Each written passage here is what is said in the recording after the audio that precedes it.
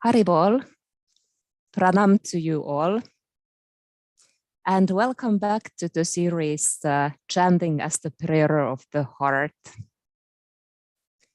Like always, I will start by reciting a few prayers as a blessing for our meeting today. Om Jnana Timirandhasya Jnananjana Salakaya Saksurun Militam Yena Tasmai Sri Gurave Namaha Vansakalpatarubhyascha Kripa Sindhubhya Evatsa Patitanam Panavebhyo Vaisnavebhyo Namo Namaha Vande Sri Krishna Chaitanya Nityananda Usahodito Kododaye Pushpavanto Citro Sando Tamonundo Vandeham Sri Ramakrishna Apayat Saranastako Sukado Paramanando Sundaro Subalapriyam Harer Nama Eva Kevalam Kalau nasti eva katiranyatam Hare Krishna Krishna Krishna Hare Hare Hare Rama Rama Rama Hare Hare.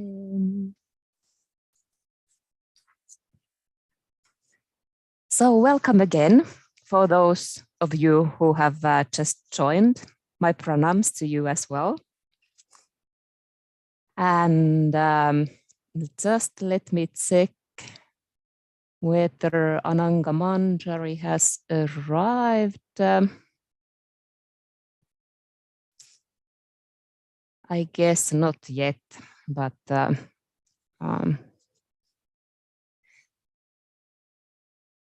yes, we have here another translator. So I'm sorry, just a little bit, I'm setting up the interpretation so we can all hear and understand. So let's see.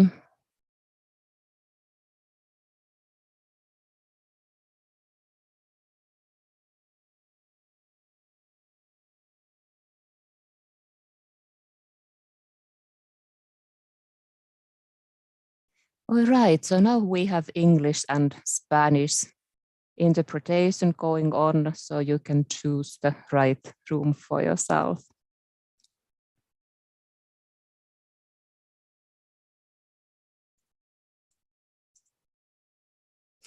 All right, so welcome again. And today we will jump and dive into the nectarian ocean of the holy name, like so many of our Gaudiya teachers poetically say and write. So we will talk about Mahamantra today.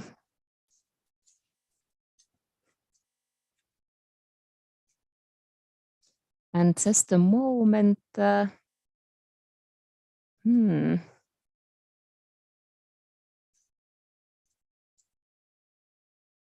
some problem with all right, now it's everything well with the interpretation. So today we will talk about Mahamantra. But before we get there, I will summarize shortly what we spoke last time, and then we will move forward together. So in the first kind of introductory lecture, I was talking about the universality of chanting the names of God. And more specifically, we talked about different characteristics that most of the mystical contemplative traditions share. So first, it is said that all mysticism is based on two kinds of longing. There's a longing of a soul towards God, but there's also the longing of God towards each one of us. So we are longing for Krishna, but he's also longing for us. And when we are chanting, we can express that kind of longing and trust that goes in both ways. The second idea that generally all contemplative schools teach is that the simplicity, peace, and harmony that is included in prayer and meditation can be reached regardless of time, place, and your circumstances in life. There are no hard and fast rules for chanting the names of God, like our saints and teachers say over and over again. And then the third aspect that the mystical school share was that we ourselves don't really know how to pray.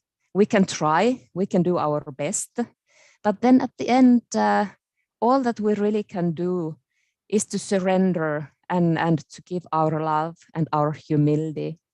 And then little by little, God will start praying in us. Like for example, for us in Gaudiya tradition, the name of Krishna is none different from him. And when we are calling him with sincerity and inviting him to enter our heart, he will come and he will dance at our tongue, in our mind, and at the stage of our heart. And finally, the fourth characteristic that we spoke on the first lecture was that that one of the thoughts that weaves together the contemplative traditions is the emphasis on prayer or meditation as the continuous state of mind. It is not only an exercise that we do and then continue our real life, but ideally the name is our life, and our whole life and whole being is centered around it. So like we see, calling out God's names with humility and sincere wish to find a real connection with the divine and with our ideal is something that many traditions share. It takes slightly different forms within its tradition, but when we take a closer look, there's a lot in common within the mystical side of different spiritual movements. So all of this, it gives further support for Sri Chaitanya Mahaprabhu's teaching that chanting the names of God is something very universal, non-sectarian, and how it really is a widely recommended method of self-realization for this age where we are living right now. So, building on those universal characteristics of prayer and chanting the names of God, today we will focus on the Maha Mantra, the precious gem that in so many ways is the heart of our Gaudiya tradition and the core of our spiritual practice. I will give a short introduction to the theme, and then at the end of the class, we will have again some time to share some of our personal experiences about chanting. For example, what kind of things have you found in the mantra that increase your commitment to your ideal? Or if you would like to share some practical tips that have helped you to concentrate in chanting or improved the quality of your chanting, it would be wonderful to hear them a bit later. So let's approach Maha Mantra, the great mantra, by asking the blessing of Sri Chaitanya, the blessing of his closest associates, and the blessing of our spiritual teachers for our chanting. They are our affectionate guardians who are calling us and who guide us to Krishna's abode, the eternal and ever-fresh Goloka Vrindavan. Sri Krishna Chaitanya Prabhu Nityananda, Sri Advaita Gadadhara, Sri Vasari Gaura Bhakta Vrinda. I offer my respectful obeisances unto Sri Chaitanya Mahaprabhu, Lord Nityananda, Sri Advaita Gadadhara Pandit, Srivas Thakur, and all the devotees of Lord Chaitanya. So this is the Panchatattva mantra that we start our chanting with and return to it repeatedly in between our rounds. So, like we shared last time at the like discussion part of the lecture, we talked a little bit how the door to Krishna Lila, the door to Vrindavan, goes through Gaura Lila, through Chaitanya Mahaprabhu. So also in relation to our chanting, we approach the names of Krishna through Sri Chaitanya, who came to the world to show us the way how to learn to love God unconditionally. Sri Chaitanya Mahaprabhu and Sri Nityananda Prabhu are described as the most compassionate forms of God. So Sri Chaitanya is teaching us how to chant and how to approach the divine, how to learn to love unconditionally. And Lord Nityananda is calling us and taking us to the paths of bhakti even more concretely. We celebrated Nityananda Trayodasi, I'm sorry about my English, the appearance day of Lord Nityananda some weeks ago. And I was visiting my good friends Krisangi and Kamalaksha. And Krisangi Prabhu gave a really inspiring talk about Nityananda's life on that festival day. And she talked about how Chaitanya Mahaprabhu is calling all the people who want to follow the path of Krishna Bhakti. And then again, she mentioned that Nityananda Prabhu is calling even those who are not interested, those who don't want to follow the path of Bhakti. So we can enter our chanting trusting that our chanting is blessed and protected by Sri Chaitanya Mahaprabhu and his closest associates. Sri Chaitanya Mahaprabhu is supporting that part of us that wants to chant and wants to grow in chanting the names of God. And Nityananda Prabhu is there for us in those days when we might not feel that eager to chant, and chanting around feels more like a heavy duty or a boring routine. Something that we are perhaps not that willing to do because there are so many more interesting things to do. I have days like that sometimes. So that's I'm like always, I'm preaching mostly for myself in this regard. So anyway, Nityananda is seeing us in those moments with his compassionate eyes and reaching out for us like, come, let's do this together. Another point about Panchatattva mantra in relation to our chanting that I would like to take up at this point is the 5 different truths that are included in the mantra. Like each person, Sri Chaitanya Mahaprabhu, Lord Nityananda, Sri Advaita, Gadadhara Pandit, and Srivas Thakur, they all are representing one of these eternal truths. Like there's the truth or the core understanding of God, the truth about God's expansions or associates, the truth about incarnations of God, and the truths about the internal and marginal energy of God and the devotees of God. So this sacred knowledge, these theological teachings are protecting our chanting and helping us to dive deeper into the transcendental reality. My Guru Maharaj, Bhaktivedanta Swami Tripurari, often says that to love Krishna is to know him. And we get to know him through revelation, through our sacred texts and through our teachers. So in this way, the sacred knowledge is also guiding our chanting in the form of Panchatattva mantra. Even in the beginning of our spiritual path, when we perhaps don't understand these theological truths all that well, they are still there in the mantra. On our last meeting, at the end of the meeting, Srimati Mohini Devi asked a question about the prayer beads that are used in Christianity, and if there's some like connection or similarities for our prayer beads, the Japamala. And at that point, I had to admit that I'm sorry, I don't really know that kind of like the practical side of Christianity all that well. So I promised that I will look it up and kind of get back to it this time.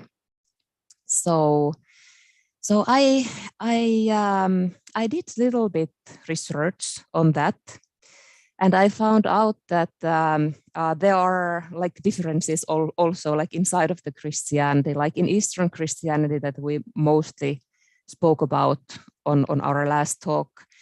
The traditional prayer beads in Orthodox Christianity, they are kind of simple ones. There are 100 beads like bound together, and that's pretty much it. So it's like it reminds a little bit of our, or actually quite a bit, our Tsabamala with different number of beads, of course.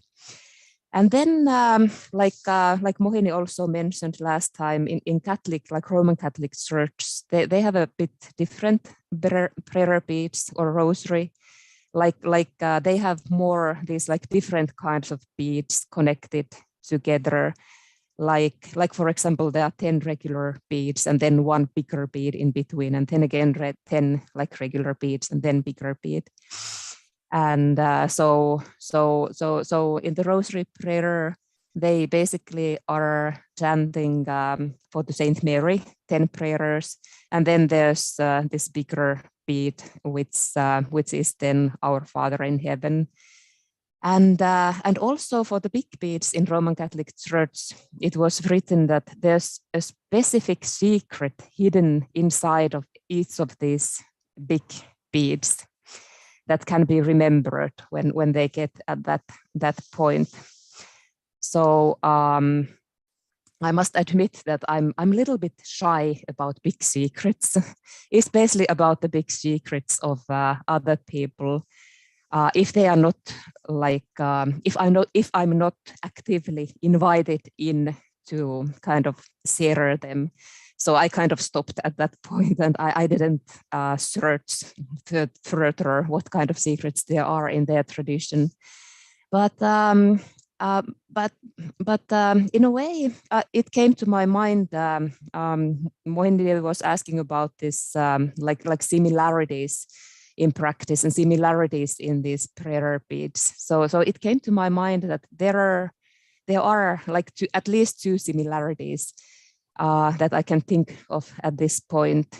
So one point that we clearly share is approaching the big secrets of our tradition with the blessing of saints, like we just talk how we are approaching the Mahamantra, the big and but still the open secret of our tradition, with the blessing of God and saints. And then the other thing that we share is that there's a layer of deep theology hidden inside of the practice, it's like supporting our chanting and carrying it further. And with the help of that like knowledge and theological aspect of our tradition, we will be able to like dive deeper and deeper into the mantra and find more and more meanings in it. So that kind of things I was able to think about. I'm not sure if Mohini, you are online this time, but anyway, my greetings to you and thank you for the question that you asked. But now, finally, let's approach the Hare Krishna mantra with the blessing of Chaitanya Mahaprabhu, Sri Nityananda, their associates, and our teachers. Hare Krishna, Krishna Krishna, Hare Hare, Hare Rama, Rama Rama, Hare Hare. So these are the names that we as followers of Gaudiya tradition call out daily in our spiritual practice. Mantra in general is sacred sound that carries the special spiritual powers within. And the word mantra comes from two Sanskrit roots, manas meaning mind, and tra meaning tool. So mantras in general can be seen as tools of thought that help to focus the mind and guide our thoughts and mind towards our ideal.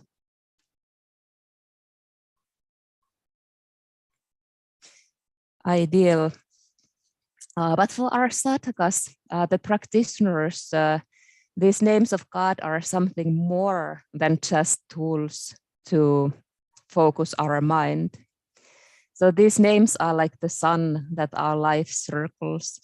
These names are like a big, beautiful tree that the creeper of faith, the creeper of devotion in us can find support and climb up to the light.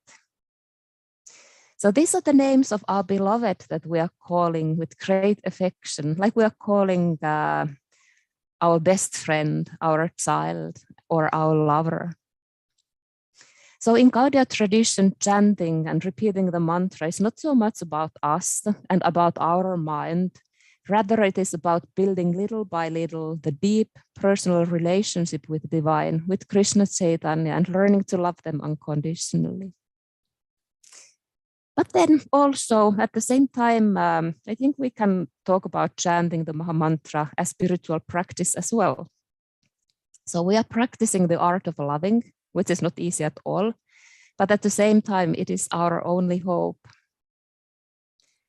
Krishna Kaviraj Goswami describes in his Chaitanya Charitamrita how Bhattacharya asked Chaitanya Mahaprabhu, which item is the most important in execution of devotional service? And Sri Chaitanya replied that the most important item is the chanting of the holy name of the Lord. And I'm citing this verse again, like I did last time.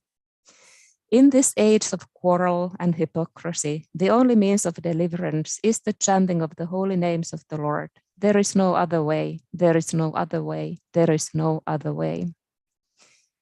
That is also confirmed in the second canto of Srimad Bhagavatam, where it says, when Krishna enters the heart through the ear, he captures the lotus of the heart and then gradually makes all the dirt in the heart disappear. Just as when the autumn season comes, all the water everywhere becomes pure.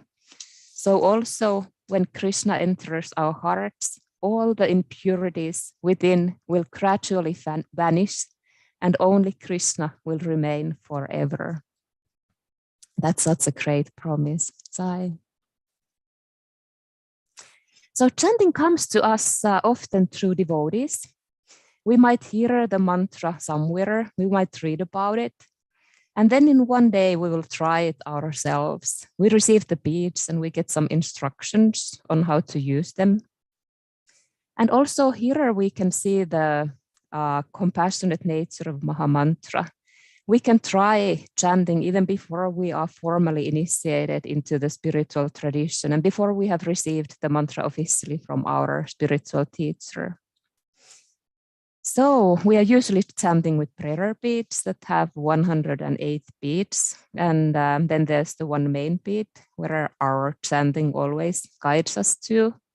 So no matter which way we are moving, like also in life in more general, no matter which way we are moving, we will always end up at the feet of Sri Krishna. And then after we have tried chanting and learned a bit more about Gaudiya tradition, we received the mantra from our spiritual teacher. She or he whispers the 60 most beautiful names of God into our ear and hands us prayer beads that she or he has chanted with. So when we chant and follow the beads with our fingers one by one, we are quite concretely walking at the footsteps of our teacher who is accompanying us and guiding us in our chanting. So according to the theologians of Gaudiya tradition, there are three phases or three stages in chanting. So first, there's kind of a beginner's stage. We start chanting and perhaps give it up. We might chant without proper understanding of what we are doing, what is the whole context of chanting, and what it really means to develop our personal relationship with the divine through chanting. For example, we might sing a song where part of the mantra is included. So we say it like some kind of pop song or rock song, perhaps, but we don't really know what it's all about. But then little by little, we learn more, and our chanting becomes more like a conscious choice for us. We try, we fail, we try again, we fail again. We fall short in relationship to our ideal, but we still stick to it. And we keep our eyes and our heart fixed in the ideal, in loving God with all of our being. And little by little, we progress to the practitioner stage where the name really starts touching our heart and starts cleansing it from all the dust and misconceptions about ourselves, the world, and God. And then gradually, the compassion of the name starts changing us from within. It cleans the false values and thought patterns that keep us away from God. And finally, our chanting becomes a pure love cry for God. There are no other mixed interests.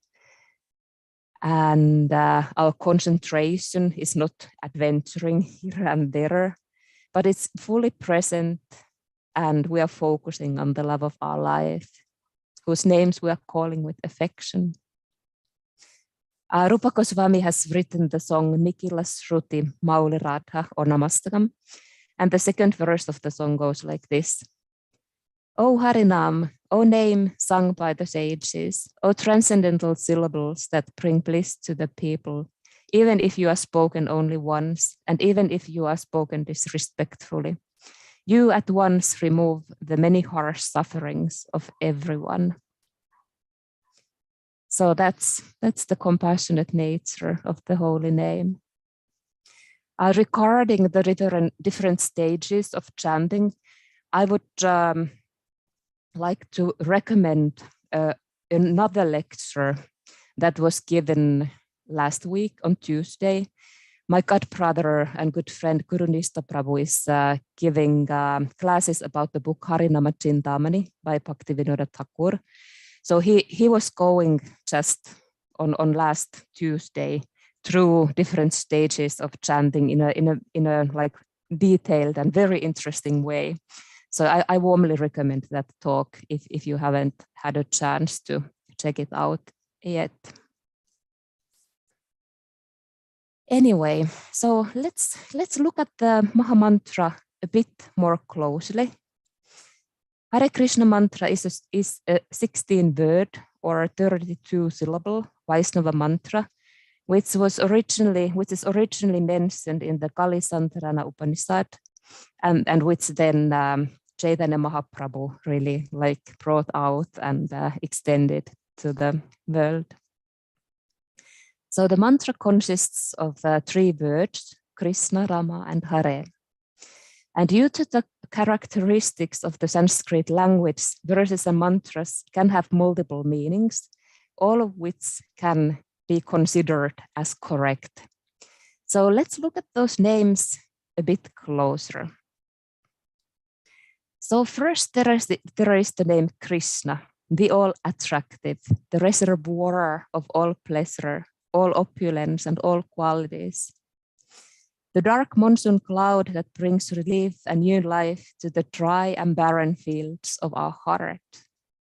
The one original God who has millions of names and so many different faces, the personal God with whom we can enter into a loving relationship as a friend, as a parent, or as a lover. And then there's the name Ram, and there are different meanings connected with that name as well. So Ram can refer to Krishna in his other incarnation as Rama of Ramayana, the great king. Or it can be a short form for Radha Ramana, which is another name for Krishna and means the beloved of Radha. Or Ram can refer to Balaram, Krishna's older brother, who also represents the original spiritual teacher, the original guru. So in that way, our teachers can be present in Mahamantra as well. And then there's the name Hare. That can be interpreted as the vocative form of Hari, another name of God, which can refer to Vishnu, meaning he who removes illusion, or he who removes suffering of all living beings. But for us Gaudias, Hari can refer more directly to Krishna, who steals the hearts of the gopis, and who also steals our hearts that are locked behind high walls. We might not be able to open those locks, no matter how much we wanted to do that. So often our only hope is that Krishna comes when we are asking him to come, and breaks in softly and quietly and takes our heart with him and never gives it up. But then again, Hare can also be a vocative form of Hara, which is the name of Radha. So when we are saying Hare, we can remember her as the one who stole the mind and heart of Krishna. Hare can remind us about Radha's love for Krishna, which is so great that Krishna himself ended up in the middle of existential crisis, like my Guru Maharaj Bhaktivedanta Tripurari Swami often says. And Krishna wanted to taste and experience the love of Radha that exceeds his own understanding. So in that way, the mission of Chaitanya Mahaprabhu comes also, or is also inside of the Hare Krishna mantra. It is said that by the help of Radha, we can have the service of Krishna. And by the help of Krishna, we can have the service of Radharani. So they both are helping us to find our part in the play. So when we are calling these names, when we are speaking out Mahamantra, we can trust that Radhasyam Sundara, they are personally present there with all of their transcendental beauty, qualities, and pastimes.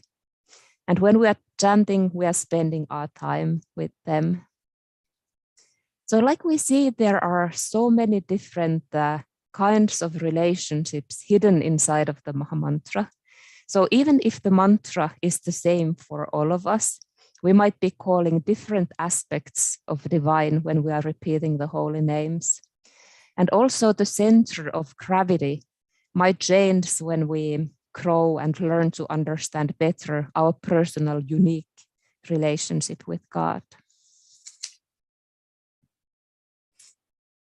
All right, so now we have talked a little bit about each of the names that are included in the Mahamantra. But what is the meaning of the whole mantra? What is the meaning of all 16 names or 32 syllables combined? So I will next cite some of our spiritual teachers about the meaning of the Mahamantra. And let's start with my dear spiritual grandfather, Srila A.C. Bhaktivedanta Swami Prabhupada. He emphasized in his talks and writings quite often that Mahamantra is a prayer. And when we are repeating the mantra, we are asking, please engage me in your service. And like we talked about the different nuances of the names included in the mantra, this prayer can be addressed to Krishna, to Radha, to both of them, or to our Guru, who is also present there in the mantra. Please engage me in your service. Because only with the serving mood can we approach the holy name. Only with the serving mood are we able to chant the holy name constantly and continuously. Perhaps not yet, but in one day, it is promised that it will happen even to us. us if we want it. Raghunath Das Goswami says that whenever Radha remembered Krishna and felt like being with him, she chanted the Mahamantra, and this made her feel closer to Krishna at the utterance of each syllable of the mantra. So this is another way of approaching our chanting. We can remember Radha, remembering Krishna, and trust that each syllable of the mantra is bringing us a bit closer to Krishna, a bit more committed to our ideal. Srila Bhaktivinoda Thakur, one of the great theologians of Gaudiya tradition in the 19th century, connected the chanting of Mahamantra with the growth of faith, from Sraddha, tender faith, to Prema, the divine overflowing love. So he basically takes the words of the mantra in pairs and gives each pair a specific meaning. So according to Bhaktivinoda Thakur, the meaning of the first Hare Krishna is that the chanting of the Mahamantra will, with faith, destroys all ignorance. The meaning of the second Hare Krishna is that all Krishna's potencies are present in the Mahamantra. One should develop attachment to the process of accepting full shelter of the Mahamantra in the association of pure devotees. By following this process, all the unwanted things in our heart will be destroyed. Then strong faith will awaken in the Hare Krishna Mahamantra. By the third chanting of Krishna Krishna, please develop this faith in chanting further by taking shelter of the transcendental qualities of the purer devotees. By the fourth chanting of Hare Hare, please cultivate the taste for chanting. This stage marks the manifestation of unmotivated desire to render devotional service to Lord Krishna. By the fifth remembrance of Hare Ram arises the stage of rendering bhakti with the mood of pure servitude and strong attachment. By the chanting of the sixth Hare Rama, one arouses one's bhava, ecstasy or emotion for Lord Krishna. He then develops distaste for this material world and strong attraction to surrender everything to Lord Krishna.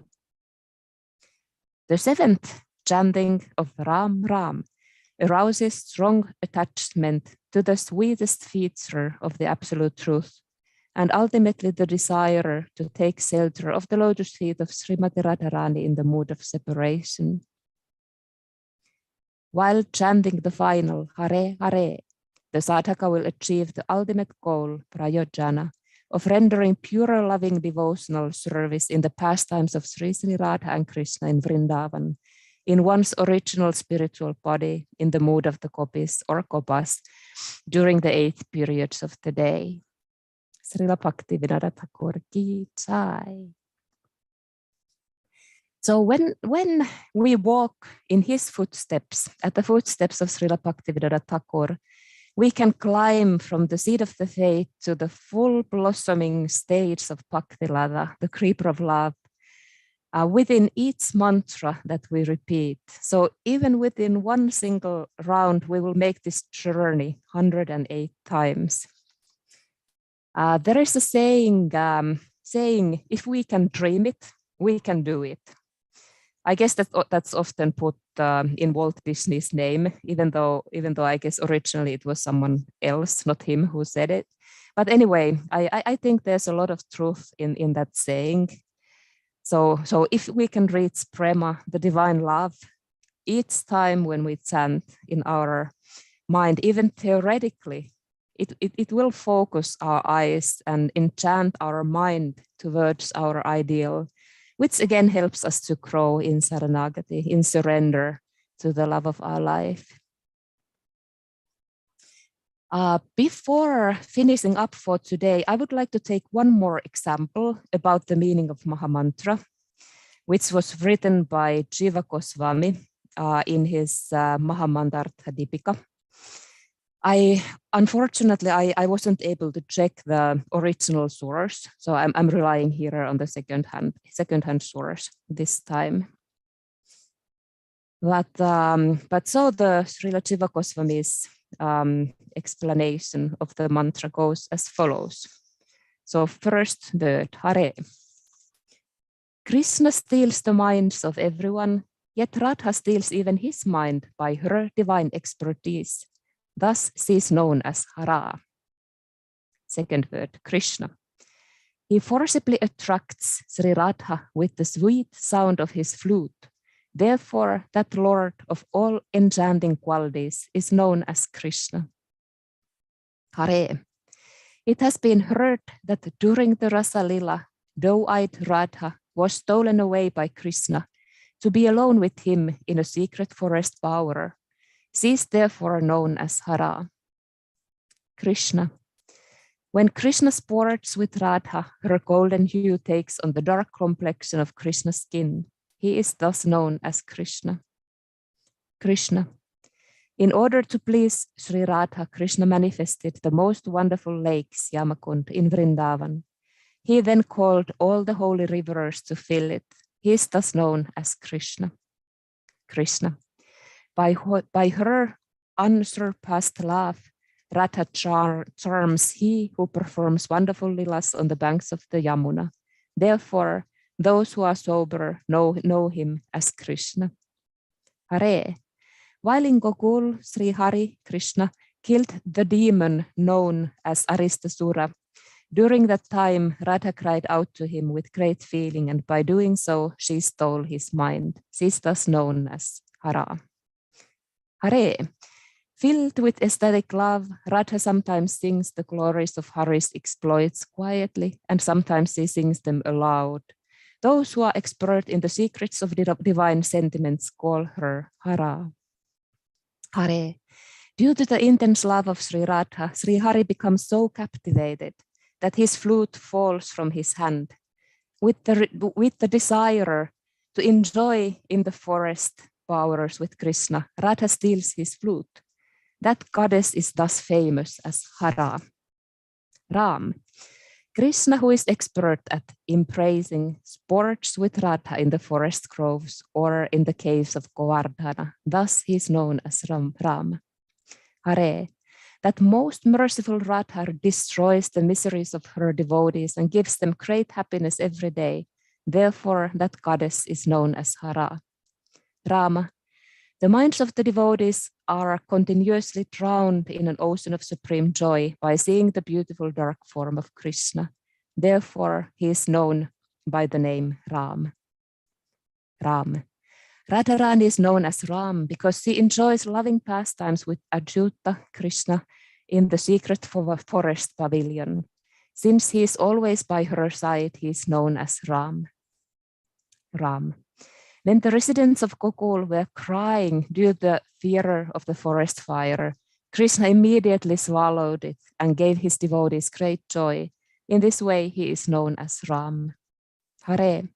Sri Krishna went to Mathurapuri in order to destroy the demons. However, due to being captivated by the love of Radha, he later returned. Therefore, she is known as Hara. Hare. When the son of Maharaj Nanda returned to Vraj, he took away the suffering of all the Vrajavasis. By his wonderful exploits, he steals the heart of Sri Radha. Thus, he is known as Hari. So, with these few quotes from different teachers and theologians of our tradition, I would like to illustrate that there are so many possibilities to approach the Mahamantra and the inner meaning of the mantra. There are interpretations that are more philosophical, like interpretation by one of the interpretations of Bhaktivinoda Thakur that I cited today. And then there are insights that are closely connected with Krishna Lila, like like the cited interpretation by Jiva Goswami. And then there are very practical, low threshold kind of approaches, like the short and beautifully simple explanation that Srila Prabhupada emphasized in his lectures and writings about the service mood that helps us to deepen our commitment and appreciation for the name. Like also Bhakti Rakshak Sridhar Deva Goswami Maharaj says, it is the serving attitude that can connect our physical world with Vrindavan.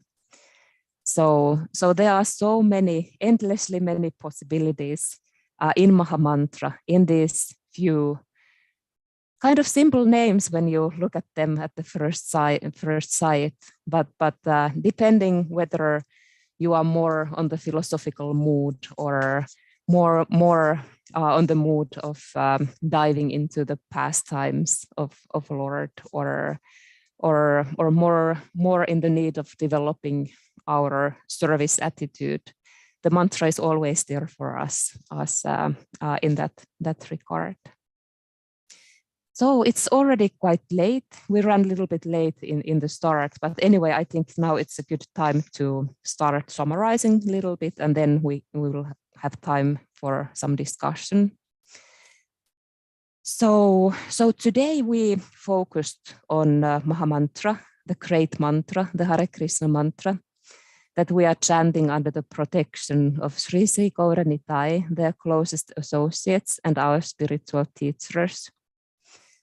We talked about the sacred names that are so much more than just tools to focus our mind.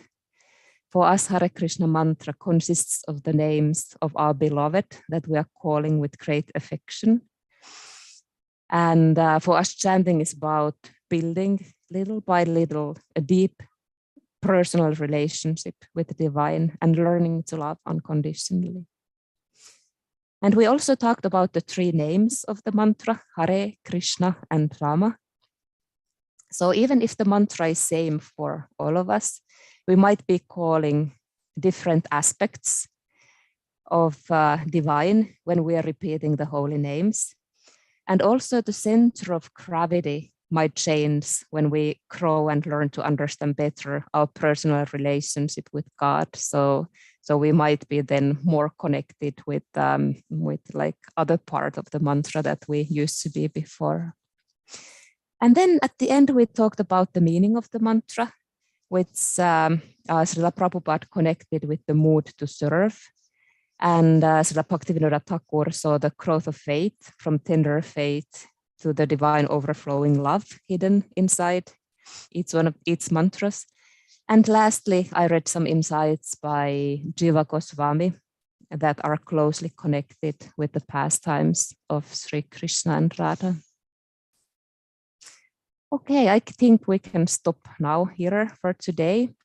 But like I promised, we will have some time for discussion. So I would love to hear your thoughts and experiences about chanting the Mahamantra. For example, what kind of things have you found in the mantra, or you have read about mantra that have touched your heart and left kind of like some kind of mark in your memory? That kind of things that increase your commitment to your ideal. Or if there are some practical tips that you would like to share with other devotees, it would be wonderful to hear about that. And of course, if there are some questions or comments that are related to this talk, I'm happy to hear them. And if you are listening the English audio, please make sure that you are on the English channel. There's this like globe sign on the panel where you can check that. So then we will all be able to hear each other. And actually now I noticed that there is one comment here on the chat section. Guru Nista is writing here, but without the 8 Astasakis. Yeah, that's a very good point. I think you have perhaps written this when we were talking about the like similarities and differences about the chapamalas or prayer beads of different traditions. And I have to admit that I kind of purposefully concentrated on those things that kind of we all share, and that. But that's really a nice point. And actually, I would like to ask Guru Nista, would you like to share some words about this point that you made on the chat? Haribo. No, it was just because you said that the Russian Orthodox have 100 beads in their mala, and so I said, they're missing basically the Madhura Ras component. So that was the joke. All but right. Anyway, I wanted to appreciate your class also. Yeah, that one point that really struck me, a very nice point, was when you said that Mahaprabhu is kind of presiding over our chanting when things are going well, and then when it gets hard, then Nityananda takes over. That was a very, very fine point. I've never heard before, but it was really nice. And then one more thing you asked about, like tips and stuff. One thing that I've really noticed is how much like eating affects the mind. So like when my mind starts wandering, chanting, and it's amazing how that like physical activity brings the mind back to the mantra. So that's one simple practical tip that I could say. But that's it. Thank you very much for the class. It's excellent. Hey, thank you, Guru Nista, so much, and thank you also sharing the tip, the practical tip. I personally appreciate those a lot. There was some delay, or some kind of the audio broke a little bit when you mentioned the tip, so I'm not sure if I kind of caught all of it. But what I got through was that the physical exercise is also helping to concentrate. So thank you. No, I was actually saying that the breathing when you chant, like what I do is, if my mind starts wandering, and when I catch myself, then I like stop chanting and take like 1 or 2 deep breaths, and that brings my mind like back to the mantra. So it was just that simple thing. Hey, thank you. I think it was the breathing part that kind of was broken up. Right. So thank you. Good, thanks. Yeah, bad internet. Sorry about that. All right. Is there some other comments or questions or something that you would like to share with the rest of us in the mood that we are sharing and kind of supporting each other's practice as well?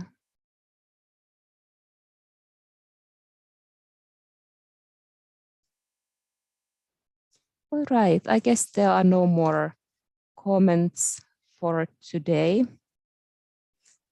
So thank you all for being here, and thank you for the comments.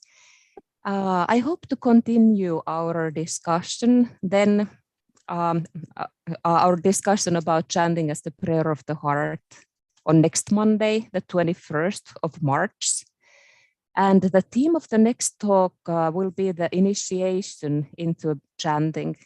So we will talk about the importance of spiritual guidance and spiritual family in relation to chanting. And we will also meet some inspiring role models for chanting from Gaudiya tradition. So I hope to see all of you there. I offer my gratitude and my wish to learn to love the sacred names of divine at the feet of my spiritual teachers and at the feet of the Vaishnavas, who are like wishful filling trees, full of kindness and compassion for all living beings. Sri Gaudiya Vaishnava Guru Parampara ki jai, Gaura Nityananda ki jai, Harinama Mahamantra ki jai, Gaura Bhakta Vrinda ki jai, Gaura Premanande, Hari Hari Bol. Srimati Haripriya Devi Dasi ki jai. Sadhu Sangha ki jai, Hari Bol. Haribo.